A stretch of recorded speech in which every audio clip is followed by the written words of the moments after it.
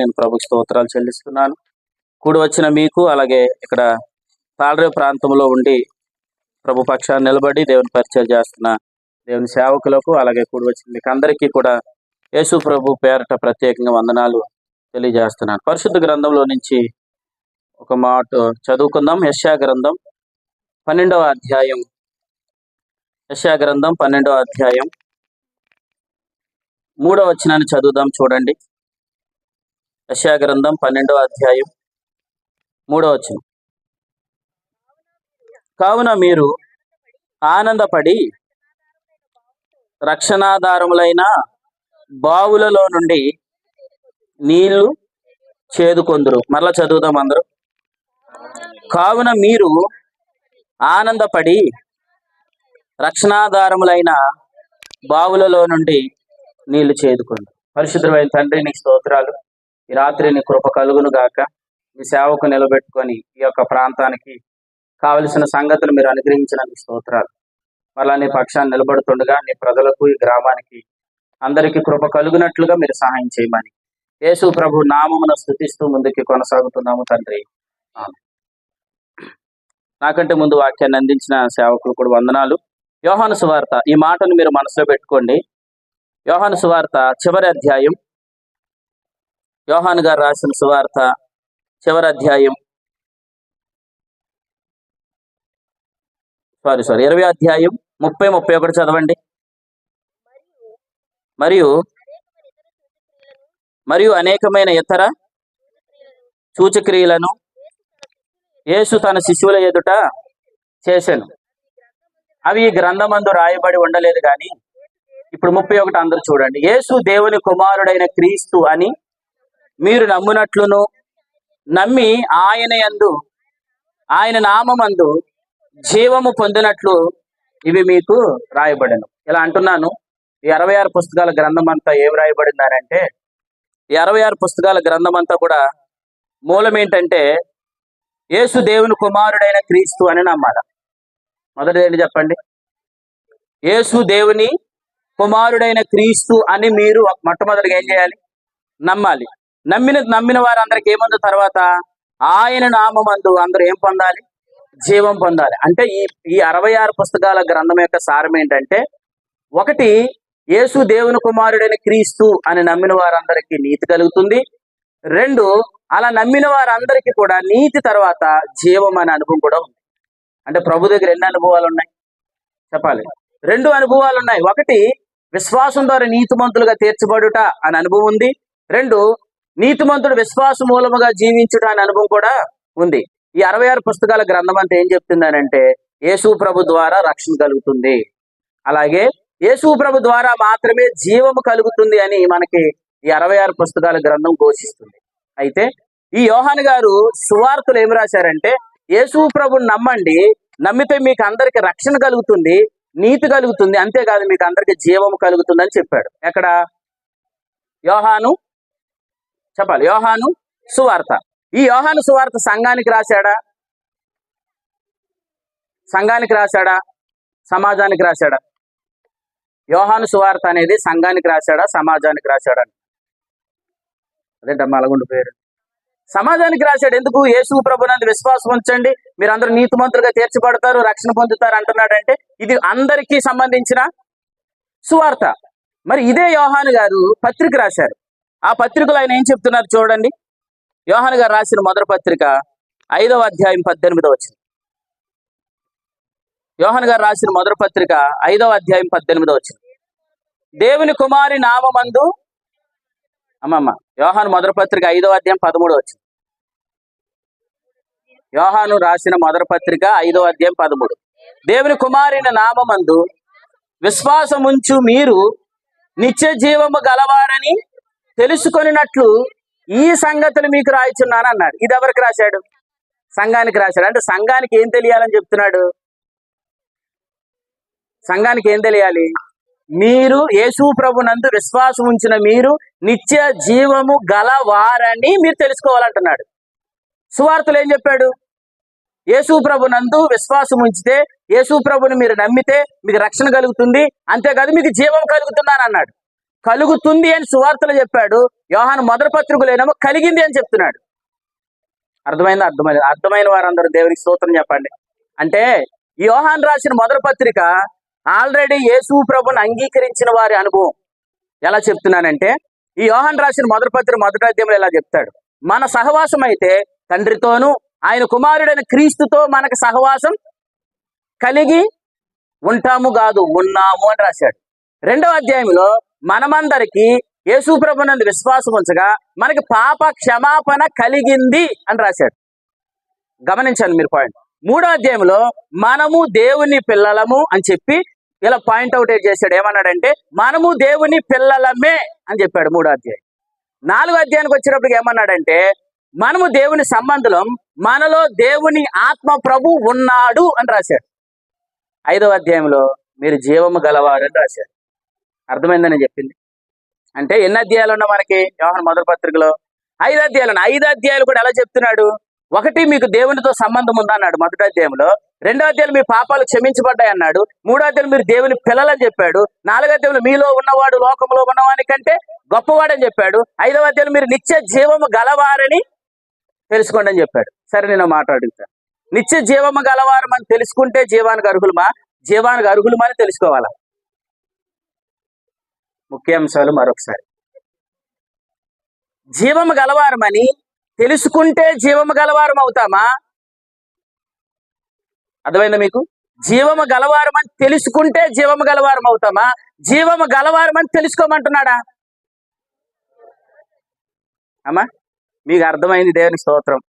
ఇంకెవరికి అర్థమైంది? అమ్మా, జీవము గలవారని నిశ్చయిత కలిగిస్తున్నాడు అక్కడ. అంటే మీరు ఆల్రెడీ నిత్య జీవానికి వారసులు. ఎందుకంటే సేవకులో మాట చదివించారు కదా, నా మాట విని నన్ను పంపిన వాని యందు విశ్వాసం ఉంచేవాడు వాడు తీర్పులోనికి రాక మరణంలోని జీవంలోనికి దాటతాడు కాదు, ఆల్రెడీ దాటేశాడు.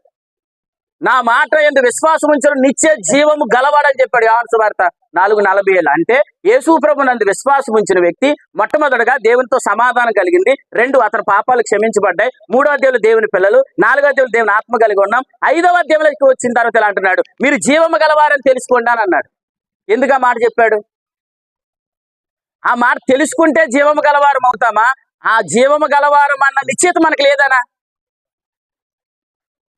అమ్మా, నేను తెలుగులో మాట్లాడుతున్నాను, మీరు అలా చూస్తారేంటి? నా మాట మీకు అర్థమవుతలేదా? దేవునికి స్తోత్రం చెప్పండి. నిత్య జీవము గలవారం అని తెలుసుకుంటే జీవానికి అర్హులం అవుతామా? నిత్య జీవము గలవారని మీరు తెలుసుకోండి అని నిశ్చయిత కలిగిస్తున్నాడా అంటున్నాను. నిశ్చయిత కలిగిస్తున్నాడు. హల్లెలూయా. ప్రభు మీకు ఇచ్చిన కృపను బట్టి దేవునికి స్తోత్రం. అంటే సువార్తలోనేమో నమ్మండి నీతిమంతులు అవుతారు, నమ్మండి జీవానికి అర్హులు అవుతారు అని చెప్పాడు. పత్రికల దగ్గరకు వచ్చేటప్పటికి ఏమంటున్నాడంటే ఆల్రెడీ మీరు నమ్మారు, కుమారుని విశ్వసించారు, పాప క్షమాపణ పొందుకున్నారు, దేవుని పిల్లలు అయ్యారు కాబట్టి మీరు నిత్య జీవము గలవారని చెప్తున్నాడు. అంటే 5వ అధ్యాయం 13వ వచనంలో మనం ఆల్రెడీ జీవము గలవారమే కానీ జీవము గలవారం అనే నిశ్చయిత మనకి లేదు. అంటే ఈరోజు సంఘాలకి ఏమి లేదు?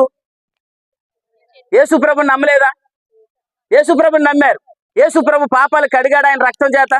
కడిగాడు. ఎంత కడిగాడు చెప్పండి? సదాకాలానికి కడిగాడు. నేను ఎలా అంటున్నాను, ఆయన రక్తం ఎంత గొప్పదంటే ఏమంటారు? అమూల్యమైన ఆయన రక్తం అంటారు. మరి అమూల్యమైన రక్తం ప్రతి విశ్వాసి పాపాన్ని ఏం చేసింది? కడిగింది కదా. మరి కడిగిందంటే వారు నీతిమంతుల పాపలా? నీతిమంతులే కదా. మరి నీతిమంతుల నిశ్చయిత ఉందా? అందుకే యోహాను పత్రిక రాశారు. నీతిమంతులు కాబట్టి జీవానికి ఏమయ్యారు? వారసులయ్యారు. వారసులయ్యామన్న సంగతి నిశ్చయిత ఉందా? లేదు. అందుకే యోహాను మొదటి పత్రిక రాశాడు. అంటే నిశ్చయిత కలిగించవలసింది ఎవరు? యేసు ప్రభు నమ్మిన వ్యక్తి నీతిమంతుడు, యేసు ప్రభు నమ్మిన వ్యక్తి జీవము గలవాడని నిశ్చయిత కలిగించవలసిన బాధ్యత ఎవరిది? ముఖ్య అంశాలు మరొకసారి. మీరు వర్తమానం వింటున్నారు. ఆల్రెడీ జవాబు వచ్చింది. ఆ నిశ్చయిత కలిగించవలసిన బాధ్యత ఎవరిది చెప్పాలి? ఎవరిది? సంఘములో ఉన్న సేవకుడుదా బాధ్యత. నీతిమంతుడిగా తీర్చింది ఎవరు? రోమపత్రిక 8:37 నీతిమంతులుగా తీర్చిన వాడు దేవుడే. అది ఆయన బాధ్యత. ఆయన ఏం చేశాడు? మన నీతిమంతులుగా తీర్చాడు, మనల్ని రక్షించాడు, మన మరణంలోని జీవంలోనికి దాటింపజేసి ఆయన పని ఆయన చేశాడు. ఇప్పుడు ఒక మంచి సంఘములో ఒక మంచి సేవకుడు ఏం కలిగించాలంటే విశ్వాస విషయం ద్వారా మనకి నీతి కలిగింది, నీతిమంతుడు జీవానికి అర్హుడయ్యాడని నిశ్చయిత కలిగించాలి. అది సంఘములో సంఘ సేవకుని యొక్క బాధ్యత అని నేను ఏమంటానంటే, యోహాను మొదటి పత్రికలో నిశ్చయిత కలిగిస్తున్నాడంటే అది మంచి సంఘమా? చెప్పాలి. మంచి సంఘమా? మంచి సంఘమే. అక్కడ ఉన్న బోధకుడు మంచి వ్యక్తేనా? మంచి వ్యక్తే, మంచి బోధకుడే, మంచి సంఘమే. కాబట్టి ఆ సంఘానికి ఏం కలిగిస్తున్నాడు? నిశ్చయిత కలిగిస్తున్నాడు. మరి ఇదే బోధకుడు ఏమంటున్నాడు చెప్పనా? యోహాను మొదటి పత్రిక మొదటి అధ్యాయం ఇదే బోధకుడు ఏం చెప్తున్నాడు చూడండి. మరి యోహాను రాసిన మొదటి పత్రిక మొదటి అధ్యాయం 3వ వచనం, మొదటి అధ్యాయం 3వ వచనం. మాతో కూడా మీకు అంటే ఎక్కడికి పిలుస్తున్నాడు? మాతో సహవాసం చెయ్యండి అని పిలుస్తున్నాడు. ఎవరు చెప్పాలి? యోహాను గారు రాసిన పత్రిక రాసిన సేవకుడు ఎవరిని పిలుస్తున్నాడు? ఈ నిశ్చయిత ఎవరికైతే లేదో వాళ్ళందరిని ఏమంటున్నాడంటే, నిశ్చయిత కలిగించే సేవకుడు ఉన్నాడు, నిశ్చయిత కలిగించే సంఘం ఉంది, ఆ సంఘానికి మీరు రండి అని ఆ సహవాసాన్ని పిలుస్తున్నాడు. అలా పిలవచ్చు అంటారా, పిలవకూడదంటారా? అయ్యి బాబా అలా పిలిచేస్తారండి. మరి అలా పిలిచేస్తారంటే మరి యోహాను గారే అంటున్నారు, మా సహవాసానికి రండి. ఎందుకు రమ్మంటున్నాడు? మా సహవాసములో చెప్పండి, విశ్వాసం ఉంచివాడు నిత్య జీవము గలవాడని మేము ఏం కలిగిస్తాం? నిశ్చయిత కలిగిస్తాం. నేను ఒక మాట చెప్తున్నాను, నిశ్చయిత కలిగించే సంఘంలో మీరు ఉన్నారు, మీరు ధన్యులు. ఆమేన్ చెప్పండి. నిశ్చయిత కలిగించే సంఘంలో మీరు ఉన్నారు కాబట్టి మీరు ధన్యులు. మీరు ఎంత ధన్యులో రేపొద్దున యేసుప్రభు వచ్చిందని చెప్తాడు. ఆమేన్.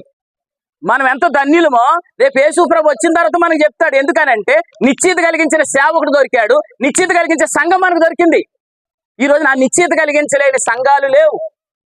నిశ్చయిత విశ్వాస విషయంలో, నిశ్చయిత రక్షణ విషయంలో, నిశ్చయిత జీవం విషయంలో నిశ్చయిత కలిగించే సంఘాలు లేకపోవడం ఇప్పుడు బాధాకరం. ఈ కడవరి దినాల్లో నిశ్చయిత కలిగించే సంఘాలు లేచును గాక. ఈ కడవరి దినాలు అటువంటి సేవకులు లేచుదురు గాక. ఎందుకు అనంటే ఆ నిశ్చయిత ఎవరికైతే కలుగుతుందో వారే రక్షణ బట్టి ఆనందిస్తారు. అంతేనా? ఇందాక సేవకులు ఏం చెప్పారు? మనం ఎన్ని పనులు చేసినా దేని బట్టి చేయగలుగుతాం? ఆనందమే కదా. ఆ ఆనందం మనకి ఎప్పుడు కలుగుతుంది? నిశ్చయితలో నుంచే కదా. ఇప్పుడు నేను మాట చెప్తున్నానండి, సరే మీకు అర్థమయ్యేటట్టుగా ఒక ఉదాహరణ తీసుకొస్తాను. తప్పిపోయిన కుమారుడు సందర్భం ఉంది కదా, లూకాసు వార్త 15వ అధ్యాయంలో. అక్కడ చిన్న కుమారుడు వెళ్ళిపోయాడు. చిన్న కుమారుడు దూరదేశానికి వెళ్ళిపోయిన ఆయన తిరిగి వచ్చేటప్పుడు ఇలా అనుకుంటున్నాడు, ఏమనంటే, నేను పాపం చేశాను కాబట్టి ఈ రోజు నుంచి నేను కుమారుడిని అనిపించుకొనుటకు నాకు యోగ్యత. అంటే నేను పాపం చేశాను కాబట్టి ఈ రోజు నుంచి నేను ఎవరిని కాదు, కుమారుని కాదు అంటున్నాడు కదా. 2, పెద్ద కొడుకు ఇంట్లో ఉన్నాడు. ఆ పెద్ద కొడుకు ఇలా అన్నాడు, నేను ఏ రోజు ఆజ్ఞ తప్పిపోలేదు కాబట్టి నేను నీ కుమారుని అన్నాడు. వీళ్ళిద్దరిలో ఎవరికి నిశ్చయిత ఉంది? సరే మీకు అర్థమయ్యే భాషలు అడుగుతున్నాను, లేదు ఇద్దరికి ఎవరికి గ్రహింపు ఉంది? ప్రశ్న కష్టంగా ఉందా, ఈజీగా ఉందా? మళ్ళీ అడిగినా వినండి. ఇప్పుడు నేను వెళ్ళిపోయాను, పాపం చేశాను కాబట్టి ఈ రోజు నుంచి నేను నా తండ్రికి నేను ఎవరిని కాదు, కుమారుని కదా. అంటే తప్పు చేశాను కాబట్టి నేను కుమారుని కాదు అంటున్నాడు. రెండో ఆయన ఏమంటున్నాడు చెప్పాలి, వినాలి. రెండో ఆయన ఏమంటున్నాడంటే, నేను ఏ రోజు ఏ తప్పు చేయలేదు కాబట్టి నేను ఇతను కుమారుని అంటున్నాడు. వీళ్ళిద్దరిలో గ్రహింపు ఎవరికి ఉంది? వీళ్ళిద్దరిలో నిశ్చయిత ఎవరికి ఉంది? చిన్న కుమారుడికి. ఇంకా ఒకటోసారి మీరేమంటారు? చిన్న కుమారుడికి. ఇంకా చెప్పాలి అక్క, మీరేం చెప్తారు? మా ద్వారకక్క అని అడిగితే ఎక్కడుంది ఇంకో చెప్పండి నాకు. ఇద్దరిలో ఎవరికి ఉంది? చిన్న కుమారుడికే ఉంది. నేను మాట చెప్పిన, ఇద్దరికి లేదు. ఎలాగా? ఒక చెప్తాను వినండి. తప్పు చేశాను కాబట్టి దేవుడితో నాకేం పోయింది? అది రైటేనా? తప్పు చేశాను కాబట్టి దేవుడితో నాకు బంధం పోయింది అనేది సరైనదేనా అంటున్నాను. తప్పు చేశాను కాబట్టి నా తండ్రికి నాకు ఇక సంబంధం లేదు అంటున్నాడు మొదటి వ్యక్తి. రెండో వ్యక్తి ఏమో, నేను ఏ రోజు ఏ ఆజ్ఞ తప్పిపోలేదు కాబట్టి ఆయన నాకు తండ్రి అంటున్నాడు. అంటే ఏ ఆజ్ఞ తప్పిపోయినందుకు ఇతను కొడుకయ్యాడా? చెప్పాలి. ఏ ఆజ్ఞ తప్పిపోయినందుకు కొడుకు అవ్వలేదు. నెక్స్ట్ ఇతను తప్పు చేసినందుకు కుమారుడు కాకపోడు. అంటే ఇద్దరికి ఏమి లేదు, ఇద్దరికి నిశ్చయిత లేదు. చిన్నోడికి ఎంతమంది ఓటేశారు? అందరూ మనసు దేని మీద ఉంటుందో చెప్పన. ఆ చిన్నోడు మంచోడు అనుకుంటా, కానీ వాస్తవానికి నేనేమంటానంటే, అతను వచ్చినప్పుడు మనసు బాగోలేదు, కానీ అతను ఇంటికి వచ్చిన తర్వాత అతను మనసు బాగుపడింది. అర్థమైందా? అతను ఎక్కడికి వచ్చాడు? ఇంటిలోనికి వచ్చాడు. ఇంటిలోనికి రాగానే తన తండ్రి అతనికి ఏం అప్పగించాడంటే ప్రశస్తమైన వస్త్రాలు అప్పగించాడు. ఆ ప్రశస్తమైన వస్త్రాలు ఏంటనుకుంటున్నారు? నువ్వు నా కుమారుడవే అని నిశ్చయిత కలిగించాడు. నువ్వు నా కుమారుడవే అని నిశ్చయిత కలిగించగానే ఆ బాధతో వచ్చిన కొడుకు ఇప్పుడు ఏమయ్యాడు చెప్పండి? ఏమవుతాడు? సంతోషించాడు. కానీ వచ్చినప్పుడు ఎలాగొచ్చాడు? బాధతో వచ్చాడు. కానీ ఇంటికి రాగానే నువ్వు కొడుకువే అని చెప్పి ఆ ప్రశస్తమైన వస్త్రం తొడగగానే అతనికి ఏం కలిగింది? సంతోషం కలిగింది. లూకాసు వార్త 15వ అధ్యాయం. లూకాసు వార్త 15వ అధ్యాయం. లూకాసు వార్త 15వ అధ్యాయం. అది సంతోషించారు లేదు చివరిగా కొన్ని నిమిషాలు నేను ముగిస్తాను. లూకాసు వార్త 15వ అధ్యాయం 24 చదవండి. ఈ నా కుమారుడు ఏమైపోయాడు? చనిపోయి మరలా బ్రతికాడు, తప్పిపోయి దొరికినని చెప్పి అంతటా ఆ ఇంటిలో ఉన్న వారందరూ, ఇప్పుడు చెప్పండి, కొడుకు కూడా ఏమయ్యాడు? సంతోషించాడు. తండ్రి కూడా ఏమయ్యాడు? సంతోషం. ఇంటి వారందరూ ఏమయ్యారు? ఎప్పుడు సంతోషం కలిగింది చెప్పండి? ఆ కొడుకు ఇంటిలోనికి వచ్చి ఆ ప్రశస్తమైన వస్త్రము తొడిగిన వెంటనే అతనికి ఏం కలిగింది? నిశ్చయిత కలిగింది. మీకు మాట చెప్పనా, వచ్చిన కొడుకుని వచ్చినట్టుగా ఆ మురికి బట్టలతో చేశాడు అనుకోండి, ఇంకా మనసులో ఏమనుకుంటాడు? నా నాన్న నన్ను ఇంకా యాక్సెప్ట్ చేయలేదు, ముట్టుకుంటాడేమో, ముద్దన పెట్టుకుంటాడేమో, దగ్గరికి రమ్మంటాడేమో అనుకుంటాడు అనుకోడా? అంటే రాగానే ఆ మురికి బట్టలు ఏం చేయమన్నాడు? రాగానే ఆ మురికి బట్టలు తీసివేయమన్నాడు కదా. వచ్చిన వెంటనే ఏ వస్త్రం తొడగమన్నాడు? ప్రశస్తమైన వస్త్రం తొడగమన్నాడు. నేను ఒక మాట అంటే ఇక్కడ మాట రాయబడింది, అతడు చనిపోయి, చెప్పాలి, చనిపోయి అంటే చనిపోయిన వాడికి ఏ వస్త్రాలు ఉంటాయి? మృత వస్త్రాలు ఉంటాయి. అది యోహాను సువార్త 11వ అధ్యాయంలో ఏమన్నాడంటే, చనిపోయిన లాజరుకి ప్రేత వస్త్రాలు ఉన్నాయన్నాడు. ప్రేత వస్త్రాలు ఉన్నాయి. కానీ యేసుప్రభు అతను ఏం చేశాడు? బ్రతికించాడు కదా. ఆ సమాధిలో నుండి బయటకు వచ్చినప్పుడు అతను ఒంటి మీద ఏమున్నాయి? పేత వస్త్రాలు ఉన్నాయి కదా. పేత వస్త్రాలు ఉంచమన్నాడా, తీసేయమన్నాడా? చెప్పాలి. పేత వస్త్రాలు తీసేయండి అని ఎందుకు చెప్పాడు? అతను చచ్చిన వాడైతే పేత వస్త్రాలు ఉండాలి. అతను బతికిన వాడు కాబట్టి అతను పేత వస్త్రాలతో ఏమి లేదు, పని లేదు. ఇంటికి వచ్చాడు కాబట్టి మురికి వస్త్రాలతో పని లేదు. ఇంటికి వచ్చాడు కాబట్టి ప్రశస్త వస్త్రాలు కావాలి. అంటే ఆ ప్రశస్త వస్త్రాలు ఇవ్వవలసిన బాధ్యత ఎవరిది? తండ్రి. వీళ్ళు చెప్పండి, ఒక ఆత్మీయ తండ్రి, అదే సంఘ సేవకుడు. ఒక ప్రశస్తమైన వస్త్రం ఇవ్వాల్సింది సేవకుడు, ఆ పేత వస్త్రాలు తీయవలసింది సేవకుడు. ఎందుకు? ఆ పేత వస్త్రాలు తీస్తే అతనికి ఏం కలుగుతుంది? నిశ్చయిత కలుగుతుంది. దేవునికి స్తోత్రం. సరే, నేను మాట చెప్తున్నాను, ఆ పేత వస్త్రాలతో ఊర్లో తిరుగుతున్నాడు అనుకోండి, ఏమనుకుంటారు? పేత వస్త్రాలతోనే ఊర్లో తిరుగుతున్నాడు అనుకోండి, ప్రజలందరూ ఏమనుకుంటారు? ఇతను బతికాడా, చచ్చిపోయి దెయ్యంలో వచ్చాడా అనుకుంటారు అనుకోరా? అంటే చనిపోయిన వాళ్ళకి ఏముండాలి? పేత వస్త్రాలు ఉండాలి. చనిపోయిన వాళ్ళకి ఏముండాలి? పేత వస్త్రాలు ఉండాలి. చనిపోయి తిరిగి లేచిన వారికి ఏముండకూడదు? పేత వస్త్రాలు ఉండకూడదు. పందులు పొట్టు దగ్గర ఉన్నవాడికి మురికి వస్త్రాలు ఉండాలి. ఇంటికి వచ్చిన వాడికి ఏముండకూడదు? చెప్పాలా? మురికి వస్త్రాలు ఉండకూడదు. మీకు మాట చెప్పనా, నువ్వు పాపి అయినప్పుడు పాపి అయిన మనస్సాక్షి ఉండాలి. సంఘంలోనికి వచ్చిందని నీకు పాపి అయిన మనస్సాక్షి ఉండకూడదు. అర్థమైన వారందరూ ధన్యులు. చనిపోయిన వ్యక్తికి పేత వస్త్రాలు ఉండడం నేరం. తిరిగి లేచిన వ్యక్తికి పేత వస్త్రాలు ఉండడం నేరం. ఇంటికి తిరిగి వచ్చిన వ్యక్తికి ఆ మురికి వస్త్రాలు ఉండడం నేరం. ఈ రోజు సంఘంలోనికి వచ్చిన వ్యక్తికి పాపజప్తి గల మనసాక్షి కలిగించడం నేరం. రేపొద్దున ఖచ్చితంగా న్యాయపీఠం దగ్గర అనేక మంది నిలబెట్టేది ఈ విషయంలోనే. నేను చేసిన పని విశ్వాసం ద్వారా నీతిమంతుడిగా తీర్చాను. నీతిమంతుడిగా తీర్చిన వ్యక్తికి పేత వస్త్రాలు తీసి ప్రశస్తమైన వస్త్రాలు ఎమ్మని పూటకోళ్ళ వాళ్ళ ఇంటికి అప్పగించాడు. ఇప్పుడు పూటకోళ్ళ వాళ్ళ ఇల్లు ఉన్న వాళ్ళందరూ ఏం చేయాలి? ఆ పేత వస్త్రాలు తీయవలసిన వారు ఇంకా ఆ పేత వస్త్రాలకు ఇంకా కుట్టేస్తున్నారు. అవి ఊడిపోతున్నాయి అనుకోండి, మళ్ళీ ఏం చేస్తున్నారు? మాసికలేసి మరి కుట్టేస్తున్నారు. అందుకే ఈ రోజున సంఘంలోనికి వచ్చిన వారికి కూడా ఆ నిశ్చిత లేదు. సంఘంలోనికి వచ్చిన వారు కూడా గ్రహింపు లేదు. ఆ గ్రహింపు ఎవరికైతే కలుగుతుందో వారే ఆనందిస్తారు. దేవునికి స్తోత్రం. మీకు అందరికీ పేత వస్త్రాలు పోయాయి. ఆమేన్. ప్రశస్తమైన వస్త్రాలు మీరు ధరించారు. త్వరలో ప్రభు వచ్చిన తర్వాత మహిమ వస్త్రం ధరించబోతారు. హల్లెలూయా. ఆ కృపలో దేవుడు మనల్ని నడిపించును గాక. అయితే ప్రభు ఏం చెప్తున్నాడంటే, ఎవరికైతే నిశ్చయిత ఉంటుందో వారే ఏం చేస్తారు? నిశ్చయిత ఉన్న వాళ్ళు ఏం చేస్తారు? మీరు అక్కడ మొదటి వర్తమానం గెలిపారు. నిశ్చయిత ఉన్న వాళ్ళకి ఏం కలుగుతుంది? సంతోషం కలుగుతుంది. అది పాయింట్. నిశ్చయిత ఉన్న వారికి సంతోషం. ప్రశస్తమైన వస్త్రాలు తొడిగిన తర్వాత చిన్న కొడుకు ఏం కలిగింది? సంతోషం కలిగింది. నిశ్చయిత కలిగిన వారు అందరూ ఆనందిస్తారు. ఆమేన్. మీరు ఎందుకు ఆనందంగా ఉంటున్నారు? మా వెనకాల 2 ఎకరాలు చేను ఉందనా? చెప్పాలి. బలం ఉందనా? చెప్పండి. మనం ఎందుకు అంత ధైర్యంగా ఉంటున్నాం? మనం ఎందుకు అంత సంతోషంగా ఉంటున్నాం అంటే, మన సంతోషం ఒకటే, క్రీస్తులో నేను ఏమై ఉన్నానని గ్రహింపు కలిగింది. క్రీస్తులో నేను ఏమై ఉన్నానని నిశ్చయిత మనకు కలిగింది. ఆ నిశ్చయితను బట్టి మనం ఆనందిస్తున్నాం. ఆమేన్ చెప్పండి. నేను మాట చెప్తున్నాను, మీరు ఎంత ఆనందిస్తారో మీ ద్వారానే ప్రభు బలమైన కార్యాలు జరిగిస్తారు. ప్రభు ఎవరిని వాడుకుంటాడు అని అంటే ఆ నిశ్చిత ఎవరికైతే ఉంటుందో, ఎవరు ఆనందిస్తారో వారినే ప్రభు వాడుకుంటాడు. పాపజ్ఞప్తి గల మనసాక్షి కలిగిన వారిని ఏమన్నాడు తెలుసు యెషయా గ్రంథంలో? నా మందిరం ఆవరణము తొక్కుటకు నిన్ను రమ్మను వాడేవాడు అని అన్నాడు. భారం మోసిన సమస్త జనులు అన్నారు. ఇప్పుడు వెళ్ళది ఆల్రెడీ పిలుస్తుంది ఎవరిని? లోకంలో ఉన్న వారిని భారం మోసిన సమస్త జనులు నా యొద్దకు రండి అని ఆయనే పిలుస్తున్నాడు. పాపజ్ఞప్తి గల మనసాక్షి కలిగిన వారిని ఏమంటున్నాడు చెప్పండి? అసలు నా మందిరంలోకి అడుగు పెట్టమంది ఎవరిని అని అంటే, పాపజ్ఞప్తి గల మనసాక్షి కలిగిన వారు మందిరంలో ఆరాధించడం కూడా దేవునికి అసహ్యం. ప్రభు ఎవరిని కోరుకుంటున్నాడు అంటే, యోహాను సువార్త 4వ అధ్యాయంలో ఆత్మతోను సత్యముతోను ఆరాధించేవారు కావాలని కోరుకుంటున్నాడు. ఆ ఆత్మతో సత్యముతో ఎవరు ఆనందిస్తారు? మంచి మనస్సాక్షి ఎవరైతే కలిగి ఉంటారో, ఆ ప్రశస్తమైన వస్త్రాలు ఎవరైతే కలిగి ఉంటారో వారి ఆత్మతో సత్యముతో ఆరాధిస్తారు. వారు కావాలని కోరుకుంటున్నాడు. వారిలో మీరు ఉందురుగాక. ఆమేన్ చెప్పండి. కాబట్టి ఆత్మతో సత్యముతో ఆరాధించాలంటే ఖచ్చితంగా మనకి ఏముండాలి?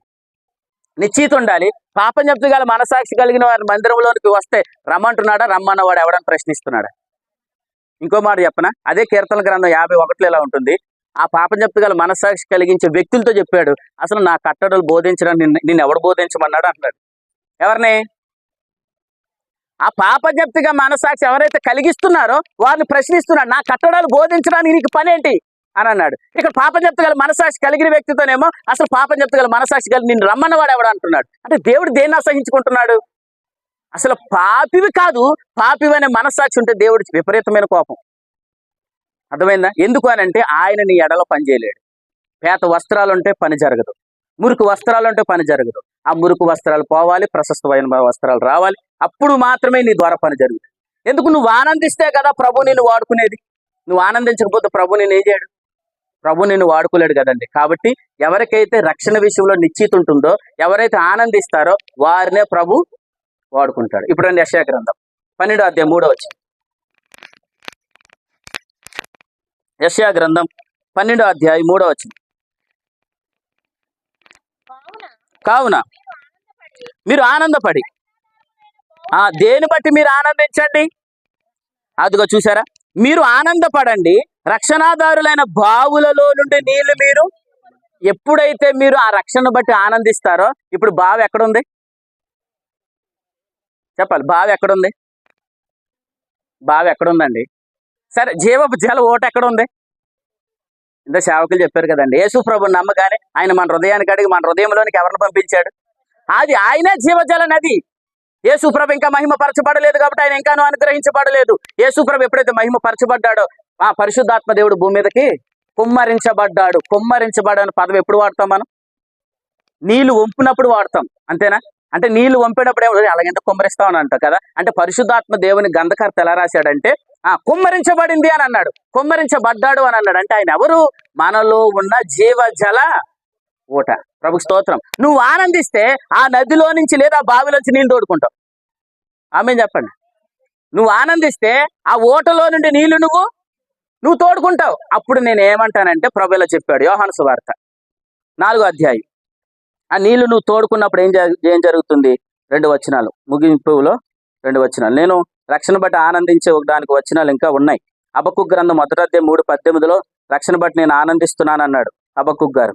సమయంలో మొదటి గ్రంథం 2వ అధ్యాయం మొదటి 2 వచనాల్లో అన్న రక్షణ బట్టి నేను ఆనందిస్తున్నానని చెప్పింది. అంటే రక్షణ బట్టి ఎవరైతే ఆనందిస్తున్నారో వారిని జీవజల ఓటలు ఊరతాయి. ప్రభు స్తోత్రం.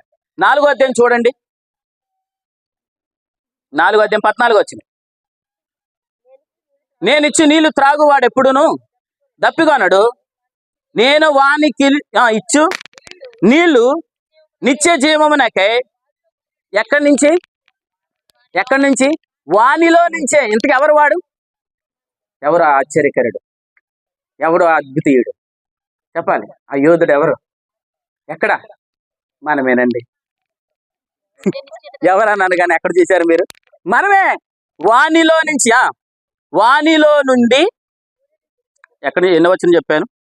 14 చదవండి. వానిలో ఊరడి నీట బుగ్గగా ఉండును. ప్రభుకు స్తోత్రం. అంటే సమరయ స్త్రీ హృదయంలోనికి ఆయన ఏమి నింపాడు?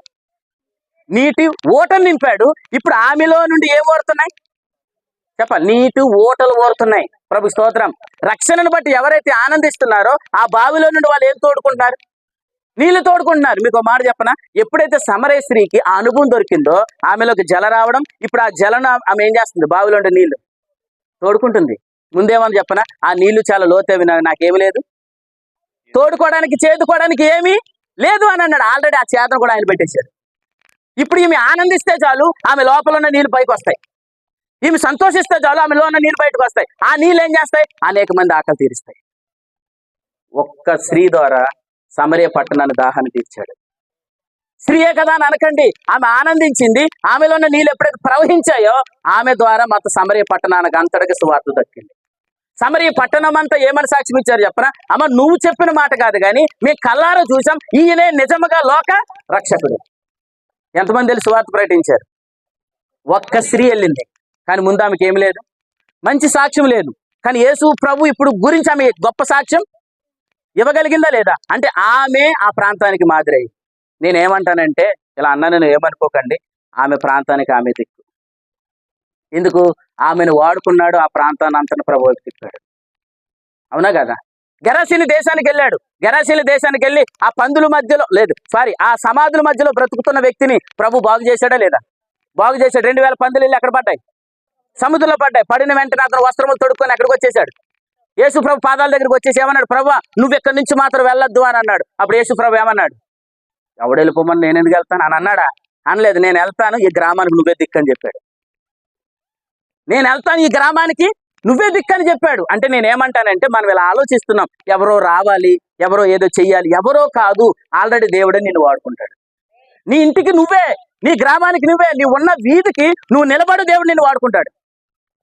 ప్రభు వస్తున్నాడు అంటున్నాం కదా, మరి ప్రభు వచ్చిన సమయంలో ఎంతవరకు మన సువార్త ప్రకటించగలుగుతున్నాం?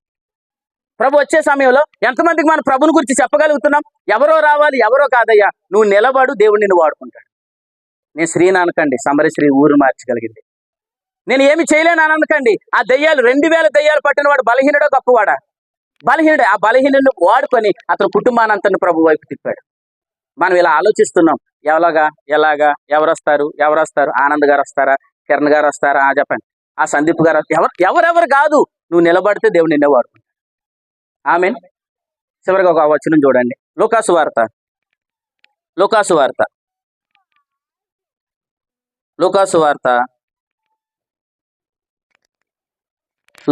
వార్తలో 8లో ఈ సందర్భం ఉంది. 39 చదవండి. అయితే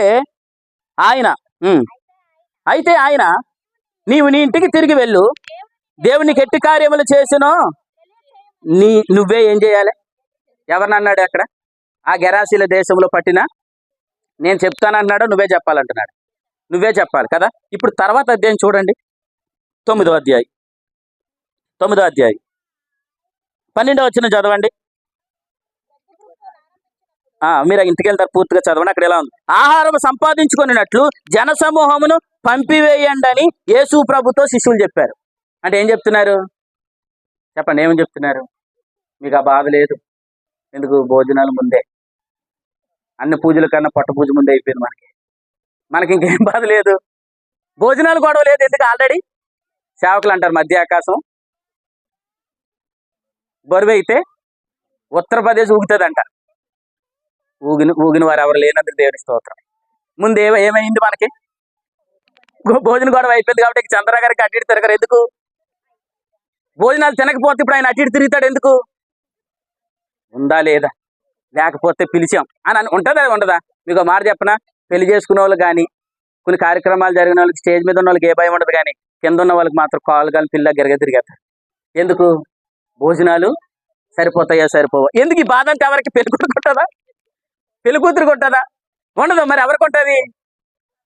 ఆ నిర్వాహకులకే కదా. సభలు పెట్టేవాళ్ళు చూడండి, ఆ స్టేజ్ మీద ఉండి వాక్యం చెప్పాడు కదా, దానికి ఏముండదు. మరి ఎవరికి ఉంటుంది? ఆ సభ నిర్వహించే వారికి. అలాగే ఇప్పుడు యేసు ప్రభు అక్కడ నిలబడి కొండ మీద ఆయన వాక్యం చెప్పేస్తే ఇప్పుడు శిష్యులు వచ్చి అంటున్నారు, ప్రభు అయ్యో అయిపోయింది, కొంతమంది ఇంటర్వ్యూలు వేస్తే అందరూ ఏం చేస్తారు? భోజనం చేసేసి వచ్చేస్తారు మరలా అని అంటున్నారు. అప్పుడు అన్ని యేసు ప్రభు ఏమన్నారు చూడండి. ఎక్కడుందన్నమాట? 12వ వచనం, పంపివేయండి అని ఆయనతో అనగా 13వ వచనం, ఆయన దేవునికి స్తోత్రం చెప్పండి. ఆ మాట పట్టుకోండి. ఏమన్నాడు? మీరే వారికి భోజనము పెట్టండి అని చెప్పగా, హల్లెలూయా, మీరే పెట్టాలా? చెప్పండి, ఎవరు పెట్టాలి?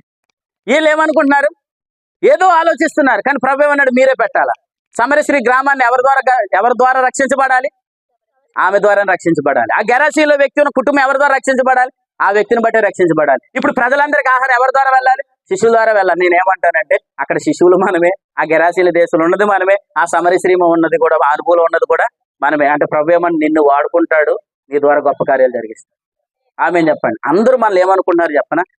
నేను ఏమన్నాను అనుకోకండి, కానీ ప్రజలు ఏమనుకుంటున్నారంటే ఇతని స్థితి ఏమవుతుందని ఆలోచిస్తున్నారు. అంటే అర్థం ఏంటి? పౌలు గారిని పాము గరిచిన తర్వాత అనుకున్నారంటే ఏమనంటే ఇతను చెయ్యి వాసిపోద్దా, పడిపోయి చచ్చిపోతాడా? అంటే ఏమనుకున్నారు? ప్రజలు ఎలా చూస్తున్నారు? అసలు ఇతని జీవితం ఎలా ఉంటది? ఇతను దేనికైనా పని చేస్తాడా? అంటే అందరూ మనల్ని ఎలా చూస్తున్నారు? ప్రశ్నగానే చూస్తున్నారు. కానీ ప్రభు ఈ రోజు నుంచి నిన్ను ఒక సమాధానంగా మార్చునుగా. ఆమె చెప్పండి. నీ ఇంటికి నువ్వే సమాధానం, నీ ప్రాంతానికి నువ్వే సమాధానం. ధైర్యంగా మాట చెప్తాను, నీ సంఘానికి నువ్వే సమాధానం. నేనేం చేయలేను అని అనుకో, నువ్వు చేయగలవు. రక్షణ బట్టి ఆనందించు. రక్షణ బట్టి నువ్వు ఆనందిస్తే ఆ ఓటలు, ఆ బావిలో ఉన్న నీళ్లు పొర్లితే నువ్వే అనేకుల దాహం తీర్చగలుగుతావు. ప్రభు స్తోత్రం చెప్పండి. పౌలు గారు ఇలా అన్నారు, నేను వెళ్ళిపోయే ప్రభుతో ఉండాలని నాకు ఆశ ఉంది, కానీ ఇంకనూ నేను బ్రతుకున్నాను అని అంటే చెప్పండి, దేనికోసం చెప్పాలి? జగన్ సైట్ వచ్చింది, ఇల్లు కట్టడం కోసం కాదు. చెప్పండి. ఇల్లు కట్టడానికి స్టేర్ వేయడానికి కాదు. ఇలా అన్నాడు, నేను బ్రతుకున్నది మిమ్ములను బట్టే అని అన్నాడు. ప్రభు స్తోత్రం. మీకు మాట చెప్పనా, మన బ్రతుకున్నది మన చుట్టుపక్కల ఉన్న వారందరూ రక్షించడం కొరకే. ఈ రక్షణ సువార్త బయటికి వెళ్ళడానికే. మీ ఇంట్లో ఎంతమంది లేరు? నీకని తెలివైన లేరా? ఉన్నారా లేదా? కానీ వారికి దక్కని భాగ్యం నీకు దక్కింది. ఎందుకు? బలవంతులను పక్కన పెట్టి బలహీనులను, జ్ఞానవంతులను పక్కన పెట్టి జ్ఞానము లేని వారిని దేవుడు ఎంచుకున్నాడు. అందుకే మీ ఇంట్లో నిన్నెందుకు ఎంచుకున్నాడంటే నీ ద్వారానే వారందరికీ సువార్త ప్రకటించబడాలి. ప్రభు స్తోత్రం. ఆ భాగంగా దేవుడు మళ్ళందరినీ వాడుకును గాక. నేను ప్రశ్న కాదు, నువ్వే ఒక సమాధానం. ప్రజలందరూ మళ్ళీ ఎలా చూస్తున్నారు? ఇతను ఎందుకు పనికి రాడివాడిగా చూస్తున్నారు. సమరశ్రీని కూడా అందరూ ఎలా చూశారు? కానీ పనికొచ్చే పాత్రగా చేశారు. గెరాసీల దేశంలో పడుకున్న వ్యక్తిని కూడా ఎలా చూస్తున్నారు? వాస్తవానికి ఆ కుటుంబస్తులు ఎంత బాధపడి ఉంటారండి. ఒక యవనస్తుడు సమాధిలో బ్రతుకుతున్న కుటుంబం బాధపడదా? అంటే ప్రజలందరూ ఏమనుకుంటున్నారు? ఇతను ఇంకా పనికిరాడు. కానీ ఆ పనికిరాని వారిని పనికొచ్చే పాత్రగా దేవుడు వాడుకున్నాడు. నేనేమంటానంటే అందరూ తునీకరిస్తున్నారండి, అందరూ హేళన చేస్తున్నారు, నేను ఏమి చేయలేని వాడిని అని అంటున్నారండి. నా వల్ల ఏమి కాదా అని నువ్వేం భయపడద్దు. నువ్వు నిలబడు, నీకు కలిగిన రక్షణ బట్టి నువ్వు ఆనందించు. నువ్వే అనేక మంది కాదా. ఆమెన్. నీ ద్వారానే గొప్ప కార్యాలు ప్రభు జరిగించును గాక. దేవునికి స్తోత్రం. అటువంటి కృపలో దేవుడు మిమ్ములను, ఈ మాటలు విన్న వారందరినీ కూడా దేవుడు అలా మలుచును గాక. అటువంటి కృప విడుదల ఉంది గాక. తల వంచి దయచేసి తలలు వంచి ఎవరు అటు ఇటు చూడొద్దు. ప్రభు నీతో మాట్లాడితే, ప్రభు ఈ రాత్రి నేను దర్శిస్తే హృదయపూర్వకంగా ప్రభుకి స్తోత్రాలు చెల్లిస్తూ, ప్రభా నా జీవితం ఒక ప్రశ్నగా మిగిలిపోకూడదు. నీ వద్దకు వచ్చిన వారందరికీ సమాధానం దక్కింది. వారే అనేక మందికి సమాధానంగా నిలబడగలిగారు. నా జీవితాన్ని కూడా నేను ఒక ప్రశ్నగా నేను ముగించబడకూడదు. దావీదు తన తరం వారికి సేవ చేసి నిద్రించాను. అవును ప్రభువా, ఎంత గొప్ప కృప దావీదుకు దక్కింది. ఈ తరంలో కూడా ప్రభు, నైనా ప్రభువా, నీ పనిని ఈ భూమి మీద మేము సంపూర్ణం చేయడానికి, మా ద్వారా నీ పని జరగడానికి మీరు మమ్మల్ని ఈ కాలంలో ప్రత్యేకపరుచుకున్నారు. ప్రజలు మా స్థితిగతులు చూసి హేళన చేసినా, మేము ఎందుకు పనికిరాని వారు మనం తునీకరించిన, మీరు మాత్రం ఈ రాత్రి మాతో మాట్లాడారు. మా ద్వారానే గొప్ప కార్యాలు జరిగిస్తారు. ఈరోజు సంఘం అంటే లోకానికి విలువ లేదు, కానీ సంఘమే రేపొద్దున ఉపయోగకరం. ఈరోజు సంఘము అందరూ తునీకరిస్తున్నారు ప్రభువా, సంఘాన్ని హేళన చేస్తున్నారు. కానీ ఇంకా ఈ లోకం నిలిచి ఉందంటే అది కేవలం సంఘాన్ని బట్టి. సంఘాన్ని బట్టే లోకానికి విలువ ఉంది. సంఘాన్ని బట్టే లోకం ఇంకా ఉగ్రత రాకుండా ఉంది. ఒకరోజు సంఘం వెళ్ళిపోతే ఈ లోకం మీదకి భయంకరమైన ఉగ్రత రాబోతుంది. ఇప్పుడు విలువ లేనట్టుగా కనబడినా అప్పుడు సంఘం ఎంత విలువైందో అర్థం అవబోతుంది. ఇప్పుడు మేము మమ్మల్ని అందరూ తునీకరించిన, మేము ఎంత వారమో అయ్యా ప్రభు నాయన, మా ద్వారా ఎంత పని జరుగుతుందో ఒకరోజు ప్రజలకు అర్థమయ్యేటట్లుగా మీరు జరిగిస్తారు. అటువంటి కృపలో ఈ సంఘాన్ని, ఇక్కడికి వచ్చిన వారందరినీ కూడా మీ కృపలో బలముగా మీరు వాడుకోమని ప్రభు, నిశ్చిత కలిగించే సేవకుని, నిశ్చిత కలిగించే సంఘాన్ని మీరు ఇచ్చినందుకు స్తోత్రాలు చెల్లిస్తూ, వెత్తబడిన ప్రతి మాట ప్రభా నాయన నీరు పెట్టి తగిన కాలంలో ఫలించినట్లుగా సహాయం చేయమని యేసు ప్రభు ఘనమైన నామమున స్తుతిస్తూ ఈ రాత్రి కూడికను ముగిస్తున్నాము తండ్రి. ఆమేన్. అందరికీ వందనాలు.